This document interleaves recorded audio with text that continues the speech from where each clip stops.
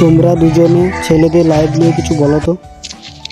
আরে ছেলেদের লাইফ নিয়ে, ছেলেদের লাইফ তো খুব সহজ। আমি যদি ছেলে হতে পারতাম কতই না ভালো হতো। না ওদের রেসপন্সিবিলিটি আছে, না ওদের কিছু, যখন যা চাই তাই করে। মিস সুইটি, তুমি চুপ করে আছো কেন? তুমি কিছু বলো। ছেলেদের জীবন সহজ না, কিন্তু শক্ত না হলেও কেউই গুরুত্ব দেয় না।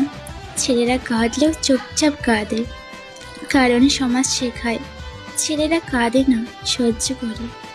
জানো তো, ছেলেদের স্বপ্ন না অনেক দামি, কারণ সেই স্বপ্নের ওপর পুরো একটা পরিবারের ভরসা থাকে। ছেলেদেরকে বলছি, আজ কেউ পাশে না থাকলেও ভয় নেই, নিজেকে বানাতে পারলে কাল সবাই পাশে থাকবে। ছেলেরা তখনই সবল যখন সে নিজের কষ্টকে নিজের শক্তিতে বদলাতে পারে।